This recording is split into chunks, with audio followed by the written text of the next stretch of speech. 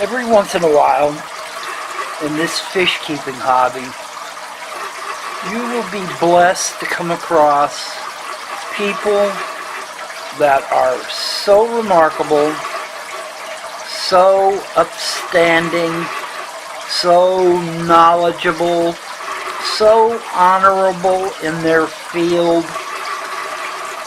And these are the kind of people that run GoWildPeru. Michael Barber, Ian Fuller, Felix. The people at GoWildPeru have bent over backwards to try to rectify a bad situation that occurred with our shipping out of Peru, where we lost so many fish. And because of Ian Fuller and Michael Barber going the extra mile, I now have a small shoal of Tyttocharax tambopatensis in my tank. Thank you, GoWildPeru, for going the extra mile.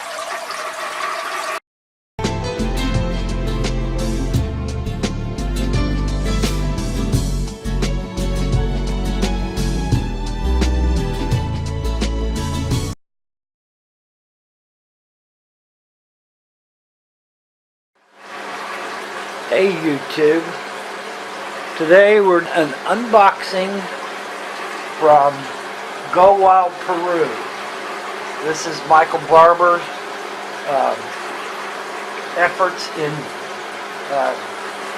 ameliorating the issues that we had with shipping, and I am so grateful to him and to GoWildPeru. I have 4 bags of very small but very much alive blues. These are oh gosh, I forgot. I should have looked up the name again. And I need to get these in the tank. I will get back with you shortly. Hey YouTube, so we are in the tank, and these fish are Tyttocharax tambopatensis. And as you can see, I've got a small shoal of them, a small group of them here. I think out of 20, I've got a little over a dozen left. And they're kind of hard to count. These fish were supposedly by aqualogs were supposedly discovered in 1949 in Germany. They came in as a contaminant on a shipment of leaf fish. They were food fish for the leaf fish, and the genus Tyttocharax was erected in 1913 by Fowler, and these are the last Tyttocharax species listed, and it was by Weitzman and Ortega in 95, and supposedly the difference between these Tyttocharax and the other 2 species that are listed, Matea and Codii, these fish don't have an endopoise fin. So these are the blue tetras that we were catching in Peru, and we caught them in a couple of different places. The water was relatively slow moving where we caught them. This tank may offer a little more water flow than they are used to. In their current form, they are drab looking. They have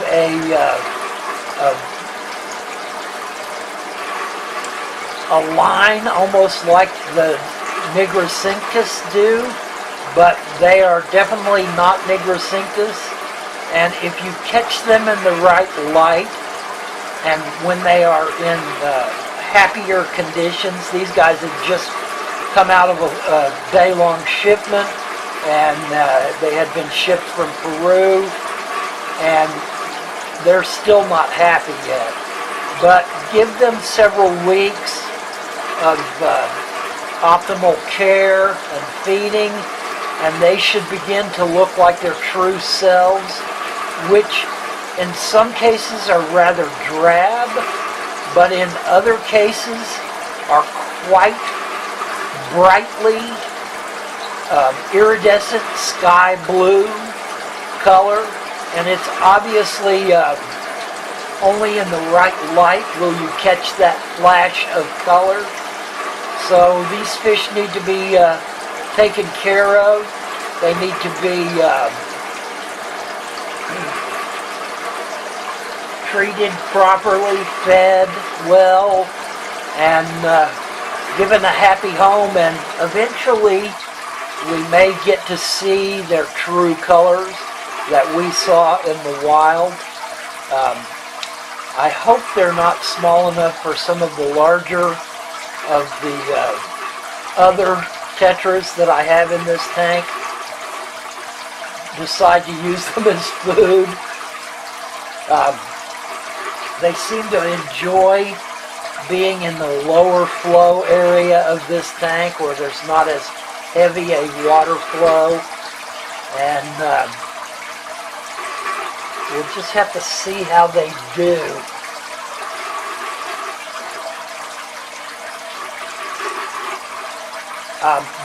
These guys have some really rare breeding qualities about them.